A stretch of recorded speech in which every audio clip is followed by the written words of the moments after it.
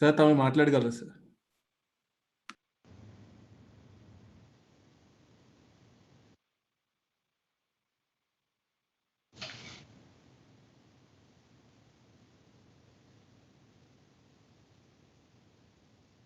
రాష్ట్ర ప్రజలందరికీ నా నమస్కారాలు.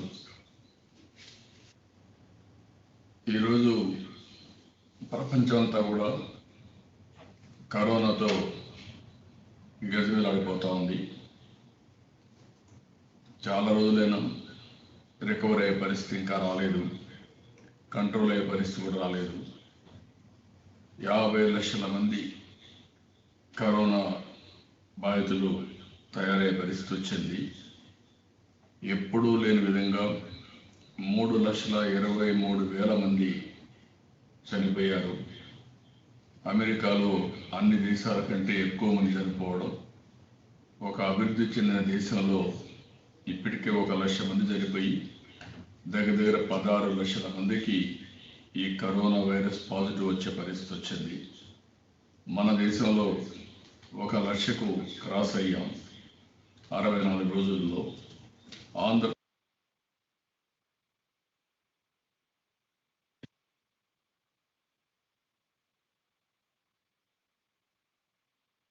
అన్ని ఈ కరోనా నియంత్రణ చేయగలిగితే వాళ్ళకు కొంత వెసులుబాటు వస్తుంది. ఇప్పటికే ఈ 64 రోజులు 4వ లాక్డౌన్తో ఆర్థిక వ్యవస్థ అతలాకుతలం అయిపోయింది. ఇంకొక పక్కన మైగ్రేషన్ లేబర్ ఎవరైతే ఉన్నారో ఈ వలస కార్మికులు పడిన ఇబ్బందులు వర్ణాతీతం. కొన్ని వేల కిలోమీటర్లు కాలినడక నడవడం, అదే మాదిరిగా మధ్యలో ఎవరన్నా ప్రెగ్నెంట్ లేడీస్ ఉంటే డెలివరీ చేసి, డెలివరీ అయినా కూడా పిల్లలు తీసుకొని వాళ్ళ గమ్యస్థానానికి వెళ్ళడం.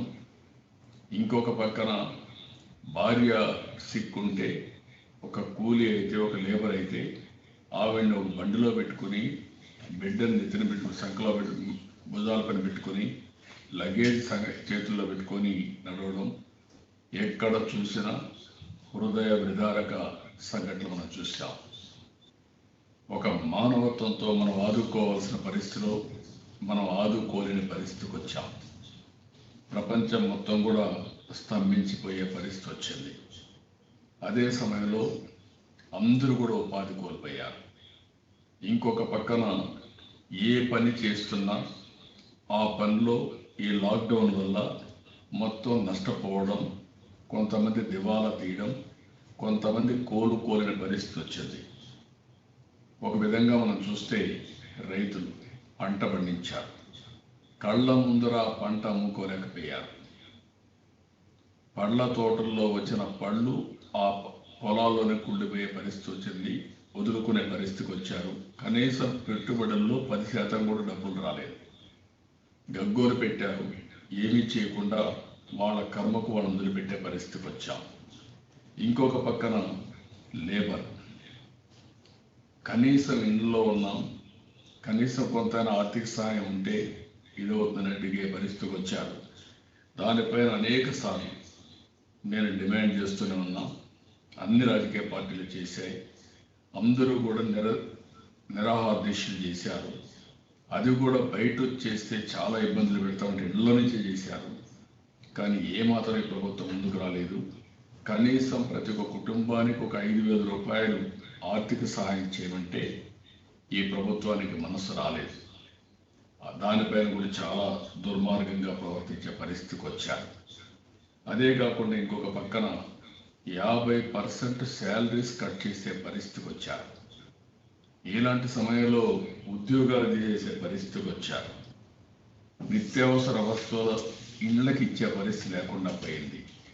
ఎక్కడికక్కడ లిక్కర్ రేట్స్ విపరీతంగా పెంచేసి 75% పెంచి విపరీతమైన క్యూ లైన్స్ పెట్టి, ఏదైతే లాక్డౌన్లో ఒక స్ఫూర్తి కోసం అందరూ త్యాగం చేశారో ఆ త్యాగాన్ని పరిహాసం చేసి చాలా ప్రజలు అపహాస్యం చేసే పరిస్థితికి వచ్చారు. ఇంకొక పక్క ఇసుక, ఇంకా ఇలాంటివి చూస్తే అనేక విధాలుగా అవినీతి జరిగే పరిస్థితి వచ్చింది. అంటే లాక్డౌన్ కూడా వీళ్ళు ఉపయోగించుకునే పరిస్థితికి వచ్చారు. ఎల్జీ పాలిమర్స్ కానీ, డాక్టర్ సుధాకర్ పైన అటాక్ కానీ, ఆయన అడిగింది ఏంటి, నాకు ఒక ఇది కావాలన్నాడు, పీపీఈలు ఇవ్వండి, మేము చనిపోతాం, మాకు కూడా ప్రాణభయం ఉంటుంది, మీరు పీపీఈలు ఇస్తే మేము పని చేసుకుంటాం అని అడిగితే, అడిగిన నేరానికి అతన్ని సస్పెండ్ చేసి ఆ తర్వాత వెంటాడి అతను తాగుబోతని, లేకపోతే అతను పిచ్చి అయిపోయిందని మెంటల్ హాస్పిటల్ చేసే పరిస్థితికి వచ్చాడు. అంటే ఏంటి మీ పరిస్థితి, ఎందుకు ఈ విధంగా మీరు చేస్తున్నారు? అక్కడి నుంచి ఎల్జీ పాలిమర్స్ అయితే చాలా దుర్మార్గంగా మీరు ఫ్యాక్టరీ మేనేజ్మెంట్కి ఒత్తాసు పలికే పరిస్థితికి వచ్చారు, అవాస్తవాలు మా మీద బురజల్లే పరిస్థితికి వచ్చారు. నిన్న ఒక సోషల్ వర్కర్ ఒక ట్రీట్ పెడితే ఆవిడ మీద సిబిసిఐడి కేసు పెడతారా? అంటే ఫండమెంటల్ రైట్స్ లేవా ఈ రాష్ట్రంలో? ఇలాంటివి ఎన్ని దుర్మార్గాలు చేయాలో అన్ని దుర్మార్గాలు చేయడం. మడ అడవులు, మచిలీపట్నం దగ్గర సిఆర్జెడ్లో మళ్ళా ఇలాంటి భూమి, ఆవా భూములు, ఎక్కడికక్కడ ఇలాంటి సమయంలో ప్రజల్ని ఏ విధంగా కాపాడుకోవాలి, ఏ విధంగా మనం అందరం కలిసి కరోనాని నియంత్రణ చేయాలి అనేది ఆలోచించకుండా ఇష్టానుసారంగా, ఒక దుర్మార్గంగా, ఒక ఉన్మాదంగా మీరు ప్రవర్తించే పరిస్థితికి వచ్చారు. ఎవరైనా మాట్లాడితే వాళ్ళని ఎదురుదాడి చేయడం, కేసులు పెట్టడం, భయభ్రాంతులు చేయడం, ఇవన్నీ చేసే పరిస్థితికి వచ్చారు. దేశంలో ఎక్కడా జరిగి ఉండదు. కరెంటు ఛార్జీలు పెంచడం, ఈ సమయంలో లిక్కర్ రేట్లు పెంచడం. ఈరోజు మీరు చూస్తే కరెంటు ఛార్జీలు, నేను అడుగుతున్నా, మీకు ఏమైనా సబ్జెక్ట్ పైన అవగాహన ఉందా? మేము పెంచలేదని అడ్డంగా వాళ్ళ నెత్తెన ఉన్నట్టు పిడిగేసే పరిస్థితికి వచ్చారు. పవర్ సెక్టర్లో నేను రాజకీయాలకు వచ్చినప్పటి నుంచి కూడా కొన్ని రిస్కులు తీసుకున్నాం, కొన్ని సంస్కరణలు తీసుకొచ్చాం. 2000 సంవత్సరంలో పవర్ సెక్టర్ రిఫార్మ్స్ తీసుకొచ్చాం. ఆ పవర్ సెక్టర్ రిఫార్మ్స్ అప్పటి వరకు కరెంటు కొరత ఉంటే కరెంటు కొరతను అధిగమించడమే కాకుండా సమర్థత పెంచాం. రెగ్యులేటరీ కమిషన్ తీసుకొచ్చాం. ఫస్ట్ పవర్ సెక్టర్ ప్రాజెక్టు కూడా ఆంధ్రప్రదేశ్లో జీవీకే జగురుపాడు తీసుకొచ్చాం.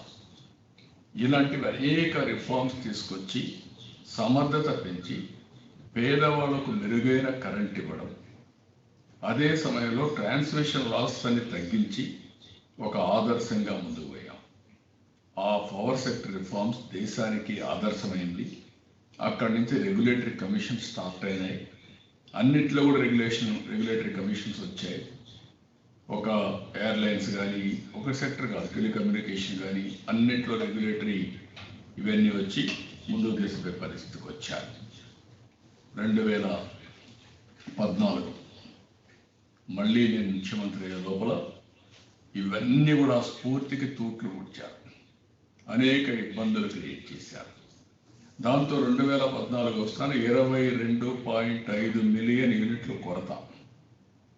నేను వస్తానే ఇమ్మీడియట్గా 2 నెలల్లో విద్యుత్ కొరత అధిగమించాం. అప్పటి నుంచి ఇప్పటి వరకు ఎక్కడ కూడా కరెంటు కొరత అనే మాట లేకుండా, కరెంటు కోతలనే మాట లేకుండా సమర్థవంతంగా ఇండియాలోని టెక్నాలజీని ఉపయోగించి బెస్ట్ యూటిలిటీస్ కింద తయారు చేశాం. ఒక ట్రాన్స్కో కానీ, ఒక డిస్ట్రిబ్యూషన్ కంపెనీస్ కానీ, అన్ని కంపెనీలు కూడా సమర్థవంతంగా మనం రన్ చేసి, జెన్కోని కానీ అన్ని రన్ చేయించాం. మళ్ళీ మీరు వచ్చారు. నేను అప్పుడు ఎన్నోసార్లు ఒక మాట చెప్పాను, ఎక్కడా లేని విధంగా ఈ రిఫార్మ్స్ తీసుకురావడమే కాకుండా మీరు ఒకసారి చూస్తే మొత్తం 9,529 మెగావాట్లు ఉండే కరెంటుని 19,680 మెగావాట్లు పెంచాం. కర్నూలులో 1000 మెగావాట్స్ ఒకే ప్లేస్లో సోలార్ పార్క్ పెట్టాం. First time in the country ఏదైతే సోలార్ విండ్ ఎనర్జీకి శ్రీకారం చుట్టాం. ఆ రోజు బిగినింగ్లో కొంత ఎక్కువ ఉన్నా రోజు రోజుకు తగ్గి ఇంకా ఆవరేజ్ టారిఫ్ ప్రొక్యూర్మెంట్ తగ్గే పరిస్థితి వస్తుంది. ఈ తగ్గిస్తున్నాం కాబట్టి నేను 5 ఏళ్ళు పవర్ టారిఫ్ పెంచలేదు. మళ్ళీ భవిష్యత్తులో కూడా పెంచను, వీలైతే తగ్గిస్తానని చెప్పాను, వీలైతే కూడా తగ్గిస్తానని చెప్పాను. ఎందుకంటే సమర్థత పెంచుకుంటాం, లోకల్ డిస్ట్రిబ్యూషన్ చేస్తాం, జనరేషన్ చేస్తాం, అక్కడెక్కడే ట్రాన్స్మిషన్ లాసెస్ ఇంటర్నేషనల్ కంటే కూడా బెటర్గా చేస్తాం. చేసిన తర్వాత అందరూ డబ్బులు కట్టే పరిస్థితి వస్తుంది కాబట్టి రేట్లు పెంచక్కర్లేదు, అవసరమైతే తగ్గించుకుంటూ వెళతాం, స్టెబిలైజ్ చేస్తామని నేను చెప్పాను. మీరు చేంజ్ చేశారు. వస్తానే మీరు చేసిన ఇది, ఎవరైతే 40 కంపెనీలు ఉంటే పీపీఎల్ పడ్డారు, ఎన్ని అబండాలు వేశారు, ఎన్ని దుర్మార్గమైన కార్యక్రమాలు చేశారు. ఒక చీఫ్ సెక్రటరీ, ముఖ్యమంత్రి మాజీ చీఫ్ సెక్రటరీగా పనిచేసిన వ్యక్తి, ఒక సీనియర్ ఐఏఎస్ ఆఫీసర్ అడ్వైజర్గా పెట్టుకుని 2-3 తప్పుడు సమాచారం నా పైనుంచి బురదల్లాలంటే నేను అవన్నీ ఆర్గ్యుమెంట్స్ పెట్టి ఇది జరిగిందని చెప్పుకునే పరిస్థితికి వచ్చాను. ఆ తర్వాత మీరు ఆ జీవోని క్యాన్సిల్ చేయాలని చెప్పి ముందుకు పోయారు. సెంట్రల్ గవర్నమెంట్ చెప్పింది ఇన్లా, జపాన్ రాయబారి హెచ్చరించాడు ఇన్లా, అప్పలెట్ ట్రిబ్యునల్ చెప్పింది, దానికి లెక్క పెట్టుకోవాలి. Finance minister Delhi central minister చెప్పారు ఇన్లా, అదే మరిగా పవర్ సెక్టర్ మినిస్టర్ చెప్పాడు, మీరు వినే పరిస్థితి లేదు. వీళ్ళందరూ ప్రపంచంలో ఎక్కడ తిరిగినా ఇండియాలో మేము పెట్టుబడులు పెట్టమనే పరిస్థితికి వచ్చేసారు. ఎందుకంటే మీ ఇష్ట ప్రకారం చేస్తున్నారు అనే పరిస్థితికి వచ్చారు. కడాన హైకోర్టు కూడా ఇవన్నీ తీసుకుని మొత్తం ఆ జీవోని రద్దు చేసి, మేము చెప్పిన విద్యుత్ కొనుగోళ్లు చేయరా, ఇది మా ఆదేశాల ఉల్లంఘనే అని చెప్పి హైకోర్టు వార్నింగ్ ఇచ్చే పరిస్థితికి వచ్చారు. తర్వాత ఈరోజు government of India Mohan Das లాంటి వాళ్ళు ఏపీలో గవర్నమెంట్ టెర్రరిజం ఉందని మాట్లాడారు, బీహార్కు మించిపోతుందని మాట్లాడారు. ఇవన్నీ అయిన తర్వాత ఇప్పుడు కేంద్ర ప్రభుత్వం ఈ రిఫార్మ్స్ మీద ఏవైతే ఇవన్నీ అవుతున్నాయో దేశానికే ప్రమాదం వస్తూ ఉంది, పవర్ సెక్టర్ మొత్తం కొలాప్స్ అయ్యే పరిస్థితి వస్తుంది కాబట్టి మేమే ఒక చట్టం తీసుకొస్తున్నాం, ఒక దేశం ఒక చట్టం అనే పరిస్థితికి వచ్చాం. అంటే ఒకప్పుడు పవర్ సెక్టర్లో రిఫార్మ్స్ తీసుకొచ్చి భారతదేశానికి ఆదర్శమయ్యాం. అదే మాదిరిగా సోలార్, విండ్ ఎనర్జీ తీసుకొచ్చి భారతదేశానికి ఒక ఆదర్శమయ్యాం, ప్రపంచానికి ఒక ఆదర్శమయ్యాం. మీరు వచ్చేం చేశారు, దాన్ని కంటిన్యూ చేసి ముందుకు తీసేపి ఆ బెనిఫిట్స్ వినియోగదారుడికి ఇవ్వాల్సిన బాధ్యత మీ పైన ఉంది. అది లేకుండా వాళ్ళ మీద దాడి చేయడం, ఆ కోర్టు ఇచ్చిన లెక్క చేయకుండా పోవడం, రాష్ట్ర ప్రభుత్వం యొక్క విశ్వసనీయత పోగొట్టడం, ఇవన్నీ చేసి చాలా దారుణంగా చేసి ఒక డెస్ట్రక్టివ్ మోడల్ మీ దెబ్బతో ఈరోజు దేశంలో మొత్తం పవర్ సెక్టర్ సెంట్రల్ గవర్నమెంట్ తీసుకునే పరిస్థితి, అంటే నేషనల్ లెవెల్లో మేము చేస్తాం లేకపోతే ఇండస్ట్రీ రాదు అని మొత్తం కూడా ఇవన్నీ రెగ్యులేటరీ కమిషన్ ద్వారా చేపిస్తాం అనే పరిస్థితికి వచ్చారు. ఎంత నీచమో దీన్ని బట్టి ఆలోచించాల్సిన అవసరం రాష్ట్రంలో ఉండే ప్రజానీకం ఆలోచించాలి. ఇది నేను ఎన్నోసార్లు చెప్పాను, ఇది నా ఒక్కడే పోరాటం కాదు, ఇది రాష్ట్ర ప్రజల కోసం, రాష్ట్ర భవిష్యత్తు కోసం చేసే పోరాటం. మేము అన్ని రాజకీయ పార్టీలు సపోర్ట్ చేస్తున్నాం, ఫైట్ చేస్తున్నాం.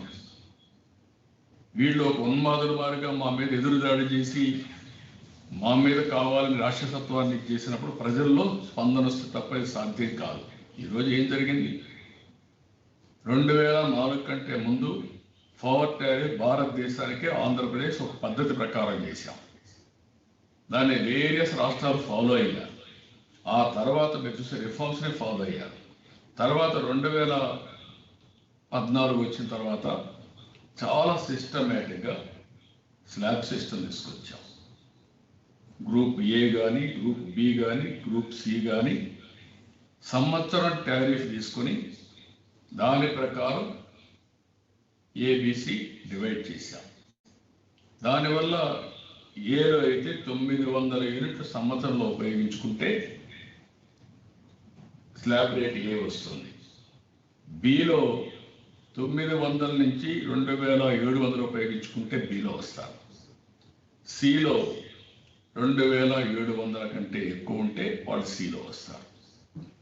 దీనికంటే కూడా టారిఫ్ తగ్గించేసాం. ఈరోజు మీరేం చేశారు, మంత్లీ తీసుకొచ్చి 75 యూనిట్లుగా ఉంటే మంత్లీ ఏ మంత్ కామంత్. దానివల్ల 75 యూనిట్ల కంటే ఒక్క యూనిట్ పెరిగితే స్లాబ్ బీకి వెళ్ళిపోయారు. 75 నుంచి 225 యూనిట్లు స్లాబ్ బి. అక్కడి నుంచి ఒక యూనిట్ పెరిగితే స్లాబ్ సికి తీసుకెళ్ళారు. దీనివల్ల జరిగినటువంటి అనర్థాలు మీరు చూస్తే మీరు సమాధానం చెప్పాలి, ప్రజలకు అపాలజీ చెప్పాల్సిన అవసరం ఉంది. మీరు చెప్పినట్టన్నీ తప్పుడు పనులు. మేము రేట్లు పెంచలేదని మీరు చెప్పారు. మీరు అసత్యాలు చెప్పడం, అబద్ధాలు చెప్పడంలో మీరు సిద్ధహస్తులు. మీకు ప్రభుత్వానికి విశ్వసనీయత లేదు. ఇది ప్రభుత్వ డాక్యుమెంటు, ఇది ఒక ప్రభుత్వం, మనకు ఒక విశ్వసనీయత ఉంది, ఇది పర్మనెంట్గా ఉంటుంది అనే ఇంగిత జ్ఞానం కూడా లేకుండా మాట్లాడేస్తున్నారు. మేము రేట్లే పెంచలేదు అని మాట్లాడుతూ 500 యూనిట్ల కంటే ఎక్కువ ఉంటే ₹9.05 నుంచి ₹9.95 చేసామని మాట్లాడతారు. నేను అడుగుతున్నా, మీ విధానం వల్ల ఈ ఏబిసి కేటగరైజేషన్లో మీరు లోపభూయిష్టంగా తెచ్చిన విధానం వల్ల, మంత్లీ మీరు వేసిన టారిఫ్ వల్ల ఈరోజు ఏలో ఉండేవాళ్ళు బీలోకి వస్తే ₹101.45 నుంచి ₹2.60 అయిపోతుంది. అంటే ₹1.45 కట్టేవాడు ₹2.60 కట్టాలి. అదే బి నుంచి సికి వస్తే ₹3.35 కట్టేవాడు ఇప్పుడు ₹3.60 నుంచి ₹5.60 వెళ్ళిపోతాడు. ₹2 పెరిగిపోతా ఉంది. ఇంకో పక్కన సి నుంచి 300 యూనిట్లు ఎంత వాడినంత ముందు ₹7.75 ఉంటే ఈరోజు మీరు 3 స్లాబ్లు తీసుకొచ్చారంట. మళ్ళా మొదటిది 300, 400 యూనిట్లు ఉంటే ₹7.95, 400, 500 ఉంటే ₹8.30, 500 పైన ఉంటే ₹9.95. దీంతో విపరీతమైన రేట్లు పడిపోయే పరిస్థితికి వచ్చారు. ఈరోజు మనం చూస్తూ ఉంటే మళ్ళా కనిష్ట కన్జ్యూమర్ ఛార్జెస్ అని ₹55 పెంచేశారు. ఒక ఎగ్జాంపుల్స్ ఇస్తున్నా కొన్ని. ₹200 బిల్లు వచ్చే వృద్ధురాలికి 2 నెలలకు ₹3,404 వచ్చింది. గుంటూరు సంపత్ నగర్ శివాలయం పక్క వీధిలో ఒక గుడిసెలో ఒక ఫ్యాను, ఒక ట్యూబ్ ఉంటుంది. ఆ ఉల్లి మాణిక్యమ్మ ₹200 వచ్చేది కరెంటు బిల్లు. ఇప్పుడు ఏప్రిల్తో కలిపితే 3,424 బిల్లు వచ్చింది. అంటే ఒక ట్యూబ్ లైట్కి, ఒక ఫ్యాన్కి 2 నెలల్లో ₹3,204 కట్టే పరిస్థితికి వచ్చారు.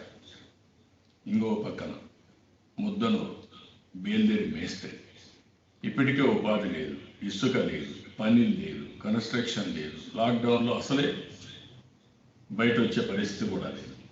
అలాంటి అతను నిరుపేద ముకృష్ణ ఇంట్లో ఒక బల్బ్ మాత్రమే ఉంది, అది కూడా తిరగని ఫ్యాన్. ఇప్పుడు ఎవడు ఫ్యాన్ వేయడం? ఫ్యాన్ కోటేస్తే భవిష్యత్తు ఉంటుందని చెప్పి ఇప్పుడు కరెంటు షాక్తో ఫ్యాన్లు కూడా దిగిపోయే పరిస్థితి లేదు. ఒక అతను మొన్న సోషల్ మీడియాలో పెట్టాడు, ఈ ఫ్యాన్ గిరగిర తిరుగుతుందన్నావు, ఇది తిరగదని చెప్పే పరిస్థితికి వచ్చాడు. అక్కడి నుంచి చూస్తే అతనికి చూస్తే దగ్గర పగిలిపోయిన టీవీ కూడా ఉందని. ₹150 బిల్లు వచ్చి మన కృష్ణకు ఒకేసారి ₹10,680 వేసారు. మంత్రి మాట్లాడతారు బుగ్గన, బాల్యని మాట్లాడతారు కన్సర్న్ మినిస్టర్. మీకు అవగాహన ఉందా? సబ్జెక్ట్ తెలుసా మీకు? ఇష్టం వచ్చినట్టు నోరు ఉందని నోరు బారేసుకుంటే అవాస్తవాలు వాస్తవాలు అయిపో, ప్రజల కష్టాలు తీరవు. మీ ప్రభుత్వం మానవత్వంతో ప్రవర్తించాల్సిన అవసరం ఉంది. ఆ విషయం గుర్తుపెట్టుకోవాల్సిన అవసరం ఉంది. తిరుపతిలో ఒకరికి 2 నెలలకు ₹2,542 వచ్చింది. అతను అంత మునుపు ₹450 కట్టారు. ఇప్పుడు ఇది 531 యూనిట్లు వేసి సి కేటగిరీలో పెట్టి మొత్తం అతనికి ₹2,542 బిల్లు వేసే పరిస్థితికి వచ్చారు.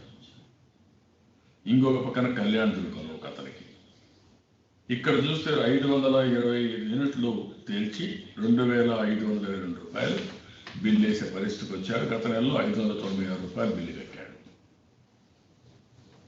అంటే ఇప్పుడు అది కలిపి ₹1,920 కొత్త కట్టమంటున్నారు. కన్నా లక్షణాన్ని కూడా బాధ్యత పెట్టాను. ₹11,521 కట్టేవాడికి ₹20,000 వచ్చింది. నిన్న బుండా ఉమామహేశ్వర చెప్తాను, మా విజయవాడ సెంట్రల్ ఎమ్మెల్యే. ఆయన మాట్లాడుతూ 9,000 రూపాయలు ఉండే బిల్లు ఇప్పుడు 50,000 వచ్చింది. నేను అడుగుతున్నా, ఇవన్నిటికీ మీరు కారణం కాదా అని అడుగుతున్నా. మైనారిటీ ముస్లిమ్స్ ఈరోజు డెమాన్స్ట్రేషన్ చేస్తున్నారు. సామాన్య ప్రజలు రోడ్డు మీదకి వస్తున్నారు, లబో దిబోం అంటున్నారు. వాళ్ళు ఒకటే అడుగుతున్నారు, 2 నెలలుగా 64 నెలలుగా మాకు పనులు లేవు, ఇప్పుడు కూడా పనులు వస్తాయని నమ్మకం లేదు. వేల కిలోమీటర్లు నడుచుకుంటూ వచ్చిన మైగ్రేషన్ లేబర్ ఈరోజు కరోనా ఎట్ట హ్యాండిల్ చేయాలని నువ్వు ఆలోచించడం లేదు. తప్పుడు లెక్కలు ఇచ్చి ఏదో ఒక మభ్య పెట్టి రాష్ట్రాన్ని భ్రష్టు పట్టించాలని మీరు ఆలోచిస్తున్నారు. నేను అడుగుతున్న, ఇప్పటికే మీరు చూస్తే ఈ సంవత్సరంలో మీరు వస్తానే 50,000 కోట్ల రూపాయలు భారం వేశారు. కరెంట్ రేట్లు పెంచారు. ఉచిత ఇసుక ఇస్తే దాని మీద రేట్లు పెంచారు మీరు. ఇంకొక పక్కన ఆర్టీసీ రేట్లు పెంచారు.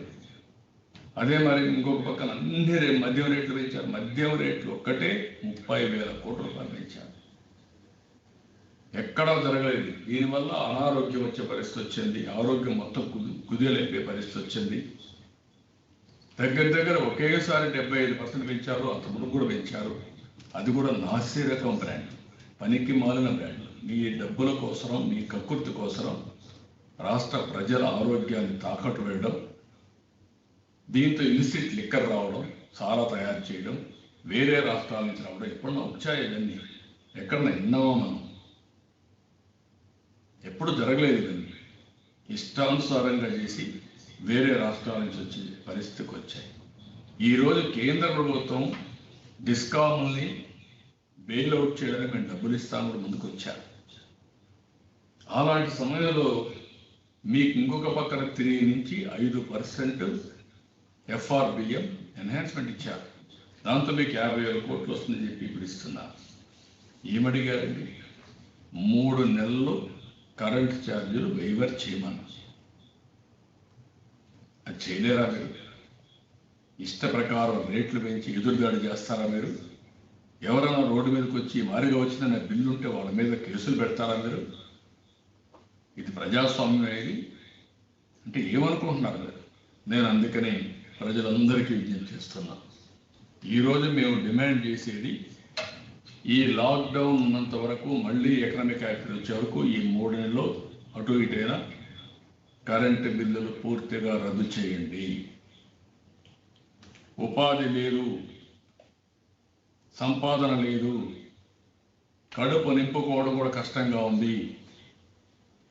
అలాంటి కష్ట సమయంలో మీరు ప్రజల జీవితాలతో ఆడుకుంటే అది సబబు కాదు.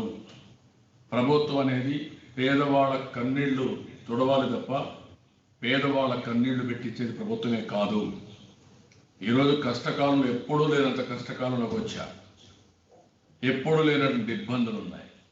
ఒక పక్క ఆర్థిక ఇబ్బందులు, ఇంకొక పక్క ఇంట్లోనే ఉండి ఏం చేయాలో తెలియకుండా ఇంకా ఏమవుతున్న ఆవేదన, సైకలాజికల్గా ప్రతి ఒక్కరిలో స్ట్రెస్ వచ్చి అనారోగ్య సమస్యలు వచ్చే పరిస్థితికి వస్తూ ఉంది. అలాంటి సమయంలో మానవతా దృక్పథంతో నిన్న కూడా ముఖ్యమంత్రి అంటాడు, ఇది తగ్గదు, అందరికీ వస్తుందేమో రాష్ట్రం అంతా అని. అంటే అందరికీ కరోనా రప్పించాలనుకుంటున్నారు మీరు? ఎందుకు మీరు ముఖ్యమంత్రిగా జాగ్రత్తలు తీసుకోలేరా మీరు? ఫస్ట్ డే నేను చెప్పాను, ఈ కరోనా ప్రమాదం మీరు ఆలోచించుకోండి, జాగ్రత్తగా హ్యాండిల్ చేయండి, ఇప్పుడే జాగ్రత్త పడండి, క్వారంటైన్ సెంటర్స్ పెట్టండి, వచ్చిన వాళ్ళు 14 డేస్ పెట్టి ఎక్కడ ఒక కేసు కూడా రాకుండా చేస్తే మనం సురక్షితంగా ఉంటాం. అంటే మీరు ఎక్కడ పెట్టారు? కంటైన్మెంట్ జోన్స్ పెట్టమన్నాం, ఎక్కడ పెట్టారు మీరు? గవర్నమెంట్ ఆఫ్ ఇండియా జోన్స్ పెడితే అవి కూడా సరిగా అమలు చేయకుండా మీరు ఇష్ట ప్రకారం చేసి దాచిపెట్టాలని ప్రయత్నం చేసి రాష్ట్రాన్ని భ్రష్టు పట్టించే పరిస్థితికి వచ్చారు. ఈ కరోనా సమయంలో మీరు ఆడుకుంటారా రాష్ట్ర ప్రజానీకంతో? ఎలక్షన్ కమిషన్ మారుస్తారు, రాజధానిలో మీ ఇష్ట ప్రకారం చేస్తారు, ఎల్జీ పాలిమర్స్లో ఇష్ట ప్రకారం చేస్తారు, ఎక్సైజ్ రేట్లు వేస్తారు. ఇప్పుడు ఎక్కడ చూసినా దోపిడీ, ఇండ్ల పేరుతో, ఇండ్ల జాగా పేరుతో దోపిడీ, దాంట్లో ల్యాండ్ ఎక్విజిషన్ పేరుతో దోపిడీ.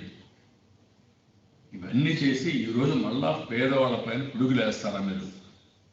చాలా దుర్మార్గం. ఇది మంచి పద్ధతి కాదు. మా మీద కావాలని మేము చెప్పాం. మడాడోళ్ళ మీద ఏంటండి? మచిలీపట్నంలో సిఆర్జెడ్ భూములు తీరు నేరం కదా. ఎవడిచ్చాడు నీకు అధికారం? కోర్టు చెప్తే వినరా మీరు? అంత ఉన్మాదమా, అంత గర్వమా మీకు? దానిపైన మళ్ళా అక్కడ ప్రజలు రెచ్చగొట్టి వాళ్ళకి ఇస్తారంటే ఇవ్వలేదని చెప్పి ఎత్తుపెత్తుగా ఎడ్బెడత సముద్రాలు వేస్తారు వాళ్ళని. ఏమనుకుంటున్నారు మీరు? ఎవరన్నా మాట్లాడితే వాళ్ళ మీద విరుచిపడిపోతారు. బూతులా ఫోన్లు చేస్తారా మీరు? ఎంత గర్వం, ఎంత ధైర్యం ఉండాలండి మీకు? కనీసం బుద్ధి జ్ఞానం లేకుండా ప్రవర్తిస్తుంది ఈ ప్రభుత్వం. గుర్తుపెట్టుకోవాలి, జాగ్రత్తగా ఉండాలి, కంట్రోల్ చేసుకోవాల్సిన అవసరం ఉంది. బాధతో ఆవేదనతో చెప్తున్నా ఈ ప్రజల కోసం. అందుకే నేను ప్రజలందరినీ కోరుతున్నా, ఇలాంటి దుర్మార్గమైన ప్రభుత్వం ఇది. నేను అందుకనే ఒక వెబ్సైట్లో పెట్టాం. మీకు వచ్చిన కరెంట్ రేట్లన్నీ బిల్లుతో సహా మీరు పెట్టండి, సోషల్ మీడియాలో పెట్టండి. ఎక్కడికైనా మాకు కూడా పంపిణీ కావాలంటే మేము కూడా పెడతాం. మీ సహకారం లేకుంటే మనం పోరాడలేం. భయపడితే జరిగేది ఏమి ఉండదు. ఇంకా మన మీద అరాచకం, మనం కుమిలి బాధపడుతూ ఇబ్బంది పడడం తప్ప వేరే మార్గం ఉండదు. ఇలాంటి కష్ట సమయాల్లో అదే మరి మనందరం కూడా వీరోచితంగా ముందుకొచ్చి ఒకరికొకరు సంఘీభావాలు తెలియజేసుకుంటూ ఫైట్ చేస్తే తప్ప ఇది సాధ్యం కాదు. కరోనా వైరస్ ఉంది, దీనికి ఒక పద్ధతి ప్రకారం చేస్తాం. వీళ్ళు పోతే కరోనా వైరస్ లేదు, వీళ్ళు పోతే లాక్డౌన్ ఉండదు, వేరే పార్టీలు పోతే లాక్డౌన్.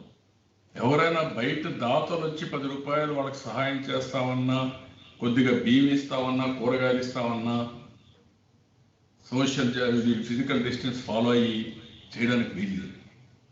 అది మాకే ఇస్తే, మా వాలంటీర్లకు ఇస్తే, మా జగన్మోహన్ రెడ్డి పేరు చెప్పి ఇస్తామనే నీతి మాలిన చర్యలకు మీరు దిగజారుతున్నారు. ఏమనుకుంటున్నారు మీరు? ఇది పద్ధతి కాదు. అందుకే చెప్తున్నా, హెచ్చరిస్తున్న ప్రభుత్వాన్ని.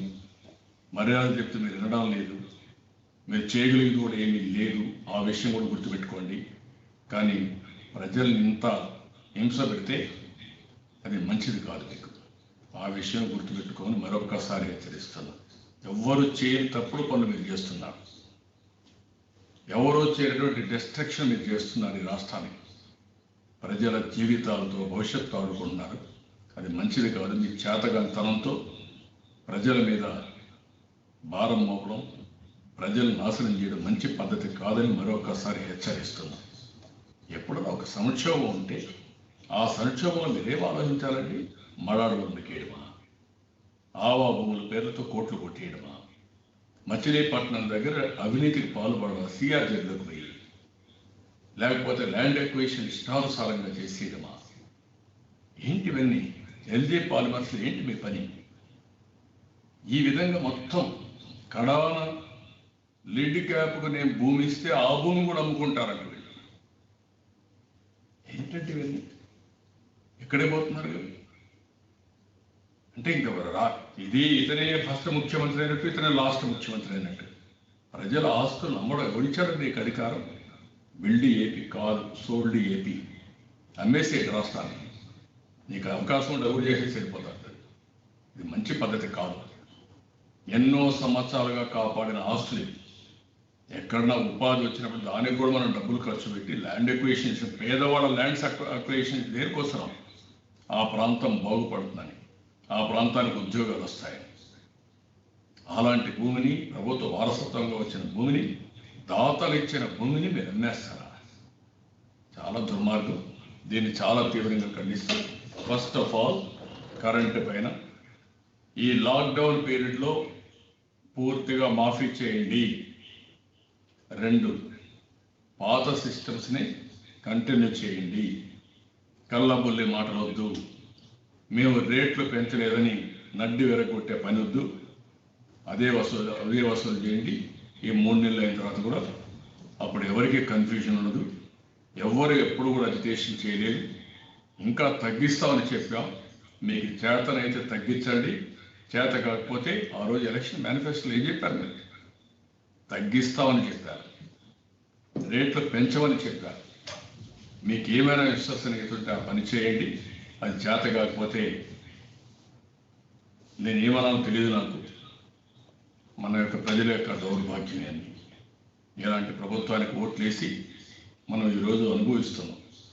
అందుకని మళ్ళా ఒకసారి కోరుతున్నా, డిమాండ్ చేస్తున్నా, మీరు బెదిరిస్తే ఎవరు భయపడేవాళ్ళు ఎవరు లేరు. ఇక్కడ మీడియా పైన ఆంక్షలు పెడతారా? మీరు ఎవడిచ్చాడండి మీకు ఈ అధికారం? జీవో తీసుకొస్తారా? ఎక్కడ దేశం ఉంది ఇలాంటి జీవో? ఒక బ్లాక్ జీవో తీసుకొస్తారా? మాట్లాడితే ఎల్లో మీడియా అంటారు మీరు. సోషల్ మీడియాలో ఎవరిని రాస్తే వాళ్ళని హింసిస్తారా మీరు? మీకు పోలీసులు ఉన్నారు, పోలీసులు కూడా గుర్తుపెట్టుకోవాలి, ఇది మంచిది కాదు. తప్పకుండా you will face the consequences. తప్పు చేసిన వాళ్ళు చట్టాన్ని ఉల్లంఘించద్దండి, చట్టాన్ని గౌరవించండి. చట్టాన్ని గౌరవించి పని చేయండి, మీ గౌరవం ఎన్హాన్స్ అవుతుంది. చట్టాన్ని ఉల్లంఘిస్తే మేము కూడా ఏ విధంగా చేయాలో గట్టిగా పోరాడతాం, ఏ త్యాగానికైనా సిద్ధంగా ఉంటాం. భయపడే సమస్య లేదు. అది పోలీసు వ్యవస్థ కూడా చాలాసార్లు చెప్పాను. మీ రాజీ వల్ల, మీరు చేసిన తప్పుల వల్ల మీరు ప్రజల ముందర అపహాస్యం అయిపోతున్నారు. రాబోయే రోజుల్లో మీరు అసహ్యపడతారు. వద్దు. అది మన కరోనా వైరస్ మీరు బ్రహ్మాండంగా కంట్రోల్ చేశారు, కష్టపడ్డారు. ఏమైంది? ముఖ్యమంత్రి తిక్క సమాచారంతో ఒక్క రోజులో లిక్కర్ షాపులు ఓపెన్ చేసి కడాన మీరువి అంత మునుపంతా కూడా ఎవరు రోడ్డు మీదకి రావద్దని చెప్పిన మీరు ఆ రోజు పోయి క్యూ మెయింటైన్ చేసే పరిస్థితికి వచ్చారు. టీచర్ని లిక్కర్ షాప్ క్యూలో పెడతారండి? పిల్లలకు చదువు చెప్పవలసిన టీచర్ని లిక్కర్ షాప్ దగ్గర నిలబెట్టి క్యూలో మెయింటైన్ చేయమంటారా? మీరు బుద్ధుందా మీకు? మళ్ళా మాకు తెలియదంటారా మీరు? ఒక టీచర్ బాధపడుతూ చెప్పాడు, ఆవేదనతో చెప్పాడు. కనీసం ఎక్కడ బ్యాంకు దగ్గర క్యూలో నిలబడతాం కానీ అలాంటి క్యూ ఆర్గనైజ్ చేస్తాం కానీ ఇక్కడ ఉంటే నామోషిగా ఉంది, రేపు ఎట్ట చదువు చెప్తాం అని బాధపడ్డాడు.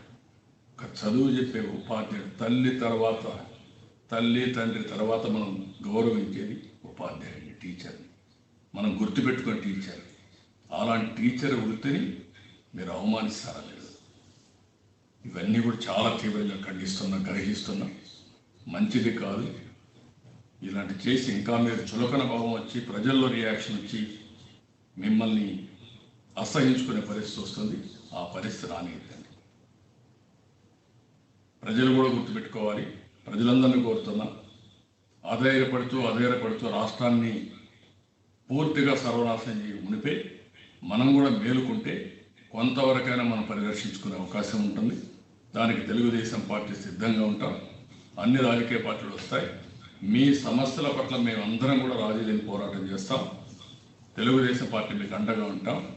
మీరు కూడా ధైర్యంగా ముందుకొచ్చి సహకరించవలసిందిగా ప్రతి ఒక్కరిని కోరుతూ, అసోసియేషన్స్ కూడా కోరుతున్నా. మీ హక్కులు కోల్పోతున్నారు, మీ ఫండమెంటల్ రైట్స్ కోల్పోతున్నారని అడుగుతున్నా.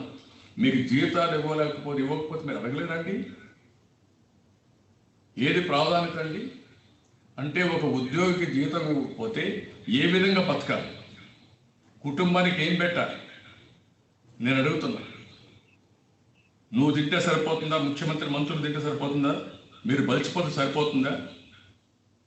వాళ్ళ బాగోగులు మీకు అవసరం లేదా? ఒక పక్కన ఈ కరోనా సమయంలో వాళ్ళకి తిండి అవసరం లేదా? కనీస సౌకర్యాలు అవసరం లేదా? వాళ్ళ కుటుంబాన్ని వాళ్ళు చూసుకోవక్కర్లేదా? వాళ్ళ హాస్పిటల్కి వాళ్ళు పోవాల్సిన పని లేదా? నేను ఆ రోజు 16,000 కోట్ల రూపాయల లోటు బడ్జెట్ ఉంటే సంపద సృష్టిస్తాం, ఆదాయాన్ని పెంచుకుంటాం ఉద్దేశంతో ఒక్క రోజు కూడా నేను ఎక్కడ కూడా ₹1 కట్ చేయలేదు. 2, ఆ రోజు నన్ను వచ్చి అడిగితే 43% ఫిట్మెంట్ ఛార్జ్ ఇస్తామంటే ఇచ్చాను. తెలంగాణ మేము ఇద్దరు ఒకటిగా ఉన్నాం, ఈరోజు డివైడ్ అయ్యాం, మేము రాష్ట్రం కోసం పోరాడాం, మాకు ఇవ్వకపోతే మాకు నామోషిగా ఉంటుందంటే ఎస్ నేను కష్టపడతా, అవసరమైతే మీరు సహకరించదని చెప్పి నేను ఆ రోజు 43% ఫిట్మెంట్ ఛార్జీలు ఇవ్వడమే కాకుండా వాళ్ళ రిటైర్మెంట్ ఏజ్ కూడా పెంచాం. మీరు ఎన్ని హామీలు ఇచ్చారు? నెలలో చేస్తాం, 2 నెలల్లో చేస్తాం, పొట్టగొడతాను ఇప్పుడు వచ్చి. ఆర్టీసీని విలీనం చేశామంటూ 6,700 మందిని ఉద్యోగాలను తీసేశారు. ఇది చాలా దుర్మార్గమైన కార్యక్రమం. అడిగిన వాళ్ళందరూ భయపడుతున్నారు. ఎందుకంటే ఏం పెడతారంటే వాళ్ళ భయం వాళ్ళకు ఉంటుంది. నేను కాదను, కానీ సామాన్య ప్రజానికం కూడా బతకాలి, సామాన్య ఉద్యోగులు బతకాలి, వాళ్ళకు అండగా ఉంటాం, అన్ని విధాలు వాళ్ళకి రక్షణగా ఉంటాం. టీవీ5 రాకేష్ గారు, మీరు మాట్లాడగలరు. Good afternoon sir. చెప్పండి. నమస్కారం సార్. గతంలో ఏడాది వినియోగం ఆధారంగా స్లాబ్ రేట్లు ఉండేవి, కానీ ఇప్పుడు నెల వినియోగం ఆధారంగా స్లాబ్ రేట్లు ఇస్తున్నారు. ప్రధానంగా మంత్రులు 500 యూనిట్లు దాటిన వాళ్ళకే ఎక్కువ కరెంటు బిల్లులు ఇచ్చామంటున్నారు. కానీ విజయవాడలో కానివచ్చు, రాష్ట్ర వ్యాప్తంగా పేదవాళ్ళకు కూడా ఈ కరెంటు బిల్లులు భారం పడింది. అయితే గతంలో మీరు ఆ విధంగా చేస్తే, ఇప్పుడున్న ప్రభుత్వం ఈ విధంగా స్లాబ్ రేట్లని నెల ఆధారంగానే బేస్ చేసుకొని ఇస్తుంది కరెంట్ బిల్స్. నేను అందుకనే చెప్పింది, ఏమి చేయక్కర్లా, మీరు పాతదే పెట్టండి, ఈ 3 నెలలు కరెంటు ఛార్జీలు రద్దు చేయండి. మీరు మాయ మాటలొద్దు, కళ్ళబొల్లి మాటలొద్దు, ముసలి కన్నీళ్లు కార్చొద్దండి. ఎవరికి రాష్ట్రంలో ప్రజానికానికి మీకు తెలియదా? కొండే ప్రెస్ మీకు తెలియదా? వాళ్ళని మోసే ఆ ప్రెస్కి తెలియదా? అవాస్తవాలు రాసే ప్రెస్కి తెలియదా మీకు ఎంత అవుతుందని? కాబట్టి ప్రతి ఒక్కరు గుర్తుపెట్టుకోవాలి, వినియోగదారుడు అందరికీ అర్థమవుతుంది. ప్రతి ఒక్కరూ ఈరోజు బాధపడుతున్నారు, ఆవేదన ఎక్స్ప్రెస్ చేస్తున్నారు, ఎక్కడికక్కడ డిమాండ్ చేస్తున్నారు. కాబట్టి ఇమ్మీడియట్గా పాత సిస్టమ్కి వెళ్ళండి, మీరు రేట్లు పెంచద్దండి. అదే మరి 3 నెలల మాత్రం రద్దు చేయండి. దీని మీదనే రేపు మా పార్టీ వాళ్ళు అన్ని ప్రాంతాల్లో నిరాహార దీక్ష చేస్తున్నారు, ఉదయం నుంచి సాయంత్రం వరకు. కొంతమంది దీని మీద ప్రొటెస్ట్ చేస్తామంటే అరెస్టులు చేస్తారు. ఎన్ని రోజులు అరెస్ట్ చేస్తారని మీరు? శాశ్వతంగా మిమ్మల్ని అరెస్ట్ చేసే పరిస్థితి వస్తుంది. ఆ విషయం గుర్తుపెట్టుకోండి. మీరు ఎక్కువ రోజులు మీ అరాచకాలు సాగవు.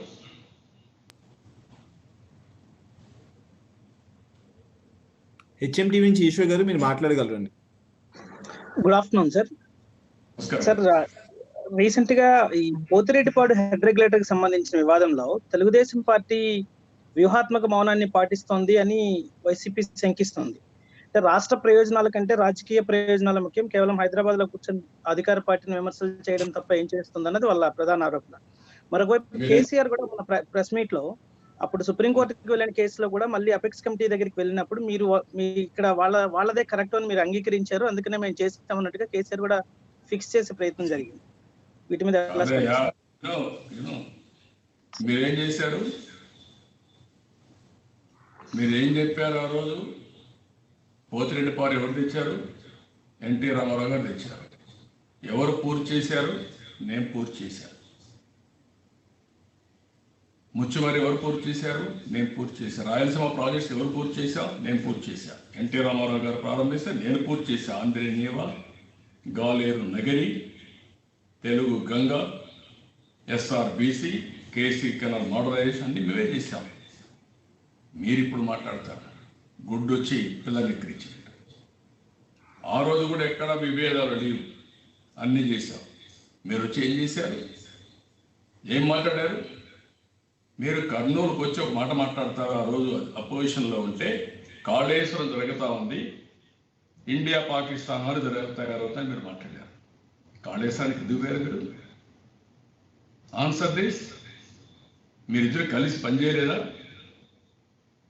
తొలి రోజే మీరు ఆఫీస్ ఇవ్వలేదు తెలంగాణ ప్రభుత్వానికి? మీరేమైనా అడిగారా? ఇవన్నీ చేయకుండా ఇప్పుడు మా మీద మీరు నెప్పవేయడం ఏంటి? నీళ్లు రాయలసీమకు నీళ్ళు ఇచ్చింది ఎవరు? పట్టిసీమ తీసుకొచ్చింది ఎవరు అడుగుతాను నేను. పట్టిసీమ తీసుకొచ్చి కృష్ణా డెల్టాకు నీళ్లు ఇచ్చి, కృష్ణా డెల్టాలో వాడే నీళ్లు శ్రీశైలంలో పొదుపు చేసి, రాయలసీమ కెనాల్స్ అన్ని పూర్తి చేసి, ఆ నీళ్లు చివరి వరకు చిత్తూరు కుప్పం వరకు తీసుకుపోతే ఈ సంవత్సరం ఎందుకు నీళ్లు ఇవ్వలేదు? చిత్తూరుకి ఎందుకు నీళ్లు ఇవ్వలేదు?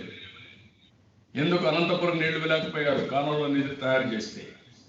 అదే మరిగా నేను ఆ రోజు గండికోటకి డబ్బులు ఇచ్చి పనులన్నీ పూర్తి చేసి, ఆ రోడ్డు బైపాస్ రోడ్డు రావాలంటే అవన్నీ పూర్తి చేసి 12-13 టీఎంసీ నీళ్లు పెట్టాం. 25 టీఎంసీ నీళ్లు పెట్టచ్చు. ఎందుకు చేయలేకపోయారు మీరు? ఆల్ పెండింగ్ ప్రాజెక్ట్స్ అన్ని నాసిరకం కట్టారు వీళ్ళు. అప్పుడు ప్రాజెక్టులు అవన్నీ నీళ్లుని స్వీపేజ్ పోతుంటాం, అవన్నీ కూడా అరెస్ట్ చేశాం. ప్రాజెక్టులు మీరు పడుకున్నాం రాయలసీమలో, మొత్తం రాష్ట్రం అంతా పడుకున్నాం. అన్ని ప్రాజెక్టులు పూర్తి చేసి ఇంకా అది స్పీడ్ చేసి ఉంటే అన్నీ అయిపోయింది. ₹1 ఖర్చు పెట్టారా మీరు ఇప్పుడు ఈ 1 ఇయర్లో? ఎందుకు క్యాన్సిల్ చేశారు టెండర్? నేను క్యాన్సిల్ చేయలేదే. వీళ్ళ తండ్రి ఇచ్చిన టెండర్ నేను క్యాన్సిల్ చేయాల. ఎందుకు? కోర్టుకు పోతారు, డిస్ప్యూట్స్ వస్తాయి, దీనికంటే రేట్లు పెరిగిపోతాయి.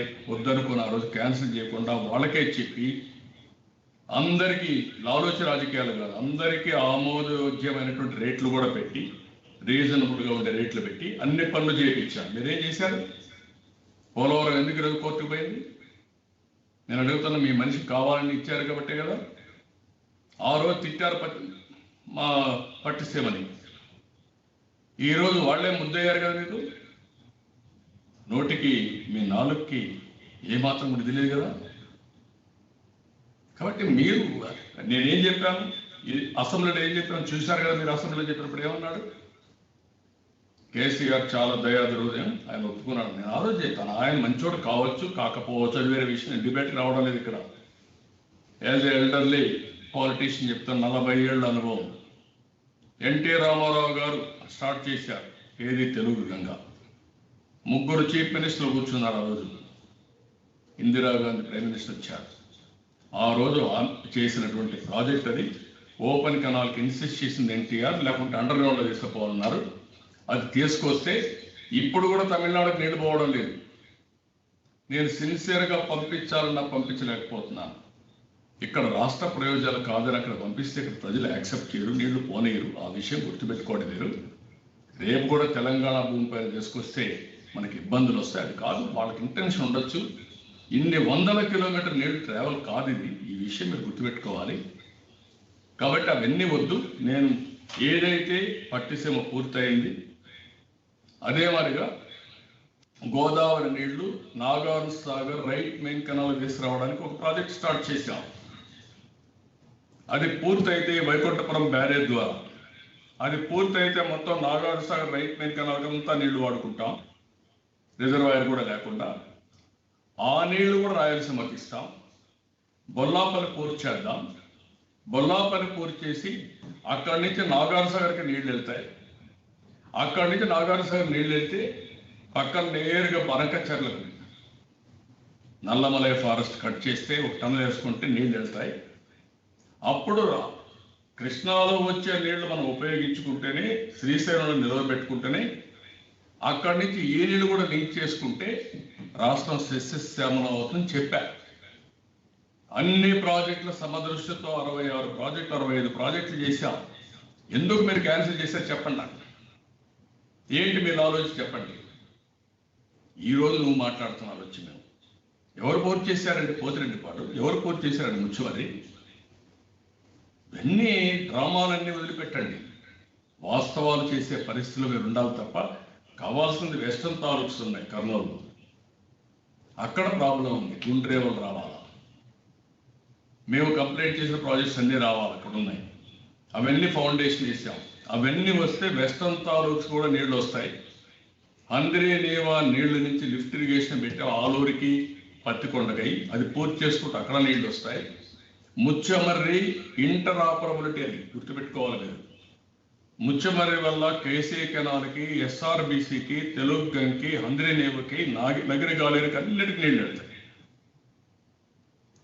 రాయలసీమకు నేను ఎన్నోసార్లు చెప్పాను, రాబోయే రోజుల్లో పోలవరం జీవనాడైతే మన ముచ్చమర్రి రాయలసీమకు ఒక లైఫ్ లైన్గా తయారవుతుంది. అవి చేద్దామని చెప్పాను.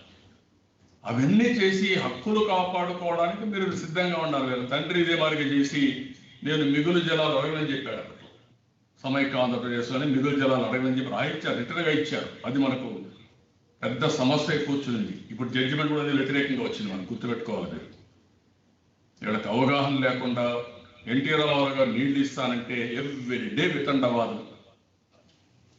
అష్యూర్డ్ వాటర్ కావాలా, అష్యూర్డ్ వాటర్ కావాలని. ఆయన ఏం చెప్పాడు? వాటర్ ఈజ్ అష్యూర్డ్ అని చెప్పాడు. ఈయన వచ్చేటి చెప్పడం ఇంకేం తెలుసు? ఎక్కడో ప్రాజెక్ట్ తెలుసా, పవర్ ప్రాజెక్ట్ గురించి తెలుసా, ఏం తెలుసు? నాకు అర్థం కాలేదు ఇతనికి. ఏదంటే వాగుతున్నారు, ఏదంటే అది చేస్తున్నాడు.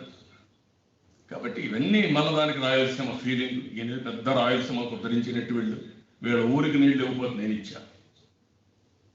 పులివెందులకు చీని చెట్లు ఎండిపోతామంటే నేను ఇచ్చి నీళ్లు ఆ చెట్లు కాపాడు. ఓట్లు పడ్డాయా లేదా వేరే విషయం. మొన్న సముద్రంలో మా ఇల్లు ముంచాలని, నన్ను అప్రతిష్ట పాలు చేయాలని సముద్రంలో వదులుతారా మీరు నీళ్లు? రాయలసీమకు వదిలిపెట్టకుండా, రిజర్వాయర్లు పెట్టకుండా, ఇప్పుడు తాగేదానికి నీళ్ళు లేవు. ఇలాంటి తప్పుడు పనులు మంచిది కాదు.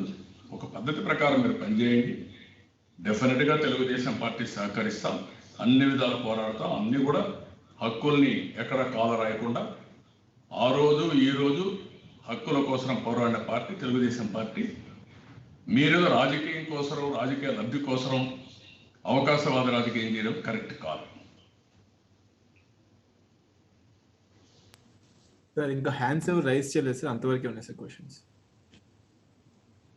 ఓకే, ఏమైనా క్వశ్చన్స్ ఉంటే చెప్పండి. అతను జగన్మోహన్ రెడ్డి పారిపోతాడు ఏదైనా క్వశ్చన్ చేయాలంటే.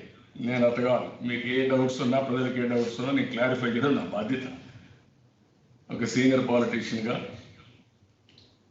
డెఫినెట్గా నేను చెప్పాలి. ప్రజలకు ఇబ్బందులు ఉన్నప్పుడు కాపాడుకోవాలి. మాట్లాడితే నేను ఇక్కడ కూర్చొని మైక్ చేస్తున్నాను అంటున్నారు. మీరు ఎక్కడ కూర్చున్నారు? బయట వస్తున్నావా? ఇంట్లో నుంచి బయట రావడం. ఏం చేశారు మీరు? నేను అడుగుతున్నా. మీ ఏరియా కూడా కంటైన్మెంట్ జోన్ కింద వచ్చింది, రెడ్ జోన్ కింద వచ్చింది. అది మీరు సాధించిన ఘన విజయం. అదే నేను ఉండుంటే కేరళ మరి చేయలేమండి మనం. ఒకప్పుడు దేశం అంతా మనల్ని ఫాలో అయ్యేవాడు. ఇప్పుడు మనంతా దేశానికి క్షమాపణ చెప్పే పరిస్థితికి వస్తున్నాం. చెప్పండి.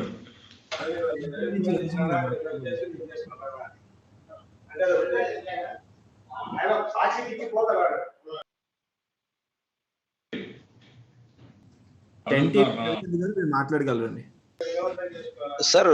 నిన్న ఎల్జీ పాలిమర్స్ కంపెనీ విషయంలో మీరు కొన్ని ప్రశ్నలు రైజ్ చేశారు. దాంట్లో కిరణ్ కుమార్ రెడ్డి ప్రభుత్వం కావచ్చు, వైఎస్ ప్రభుత్వం 2 సార్లు కూడా 2 సార్లు ఏదైతే దానికి సంబంధించిన పొల్యూషన్ క్లియరెన్స్ వాళ్ళు ఇచ్చారని చెప్పారు.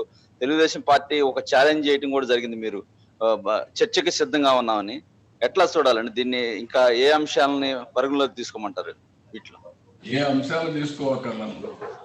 నేను ఏదంటే వాస్తవాలన్నీ నేను పెట్టాను. ప్రాజెక్టు పెట్టింది ఎప్పుడో పెట్టారు. ఆ ప్రాజెక్ట్ వచ్చిన తర్వాత బ్రహ్మానంద రెడ్డి గారు ల్యాండ్ ఇస్తే ఆ సాక్షి, అది పేపర్ నాకు అర్థం కాదు, అదొక నీచమైన పేపర్. అది వాళ్ళకి జర్నలిజం లేదు, ఎథిక్స్ లేవు, ఏమీ లేవు. నేను ఇచ్చాను పెడతాను. బ్రహ్మానంద రెడ్డి గారు ఇచ్చిందా నేను ఇచ్చినా అని పెడతాను. అంటే కొంచెమైనా ఇంగిత జ్ఞానం అంటే బెటరు. సరే అయ్యింది.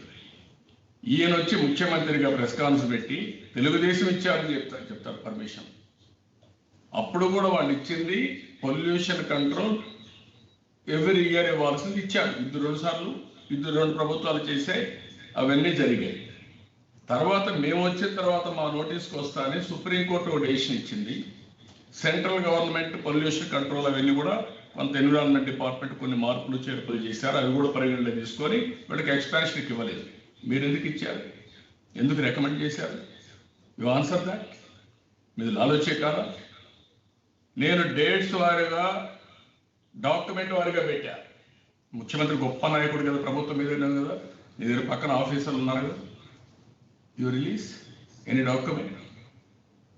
ఎందుకు ఇలాంటి అసత్యాలు మాట్లాడతారు?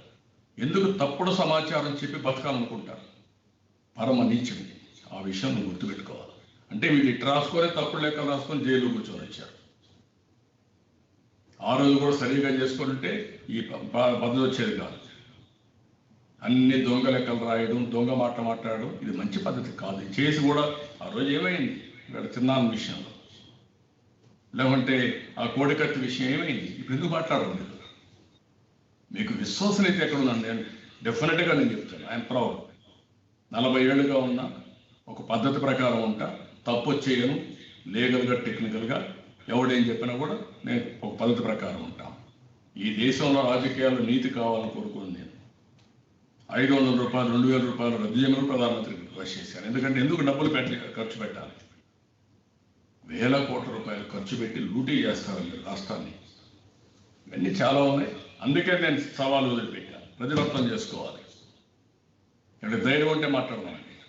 నేను చెప్పిన విషయాలు డిబేట్కి రమ్మనండి. దొంగ సాకులు వద్దు, తప్పుడు పనులు వద్దు. ఊరికే నోరుంది కదా, అధికారం ఉంది కదా, పోలీసులు ఉన్నారు కదా, పోస్టింగ్లు కోసం కేసులు పెడతారంటే పెట్టించడం కాదు కావాల్సింది. అది కూడా జరగదు. ఒక స్టేజ్ రీచ్ అయినాక మీకు అసహించుకుంటారు, మిమ్మల్ని మామూలుగా అసహించుకోరు, చరిత్రహీనులుగా మిగిలిపోతారు. గుర్తుపెట్టుకోండి. నేను ప్రజలు వేరే ఇవ్వాల్సిన అవసరం ఒక కార్యకర్తలకు, ఒక పార్టీలు వాళ్ళకే కాదు. కాబట్టి ప్రజలకు వేరే ఇవ్వాల్సిన చట్ట ఉల్లంఘన జరుగుతూ ఉంది, రాజ్యాంగ ఉల్లంఘన జరుగుతూ ఉంది. అదే మరి ఫండమెంటల్ రైట్స్ వైలేట్ చేస్తున్నారు. అవన్నీ కూడా బిగ్గర్ ఇష్యూస్, అవన్నీ కూడా రైజ్ చేస్తున్నారు. ఇప్పటి నుంచి జగన్మోహన్ రెడ్డి చట్టం లేదు, వీళ్ళ తాత ఎవరో పెట్టి రాజ్యాంగం లేదు. ఇక్కడ రాజ్యాంగాన్ని అంబేద్కర్ రాశారు, దాని ప్రకారమే చట్టాలన్నీ రూపొందించుకుంటున్నాం.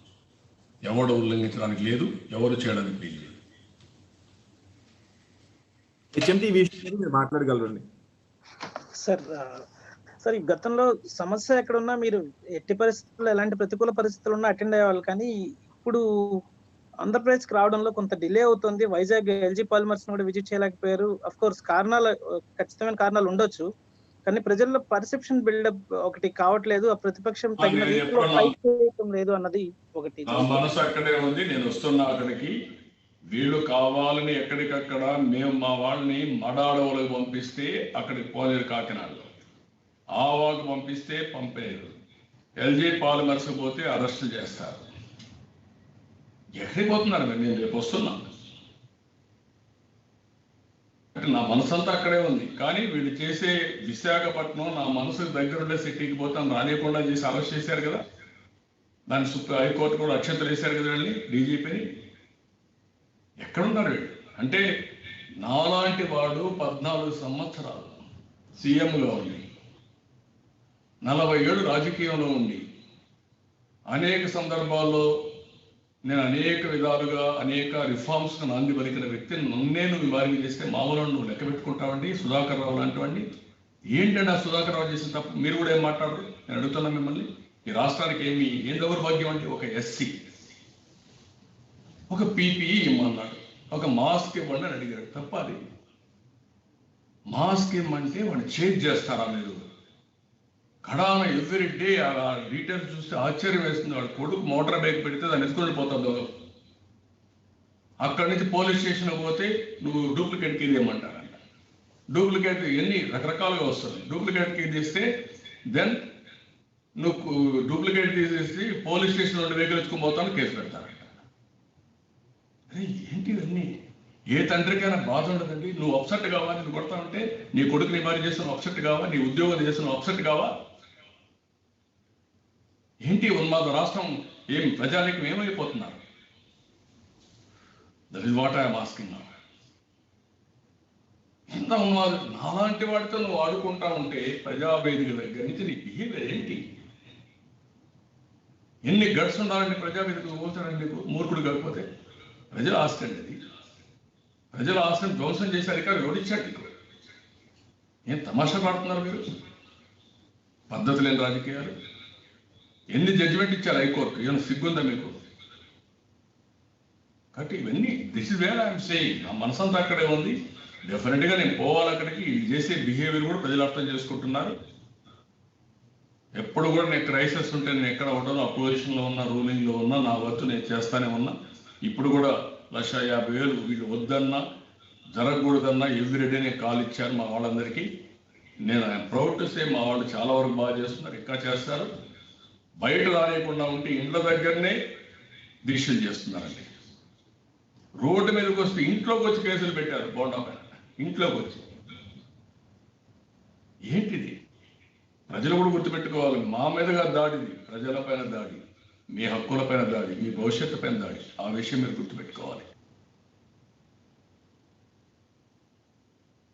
Okay, thank you. ఇంకెవరు హ్యాండ్ రైజ్ చేసలేదు సార్ అంతవరకు. ఓకే అండి, థ్యాంక్ యూ అందరికీ. ప్రజలందరికీ కూడా మళ్ళా ఒకసారి విజ్ఞప్తి చేస్తున్నా, మీరు కూడా ఆలోచించండి. ఏ ఒక్కరో వస్తే వాళ్ళు ఒక్కరిదే సమస్య కాదు. ఈరోజు రంగనాయకమ్మ పెట్టింది ఆవిడ ఓన్ సమస్య కాదు. ఎల్జీ పాలిమర్స్లో అన్యాయం జరిగితే ఆవిడ మాట్లాడితే ఆవిడని ఈరోజు కేసు పెట్టే పరిస్థితి వచ్చారు.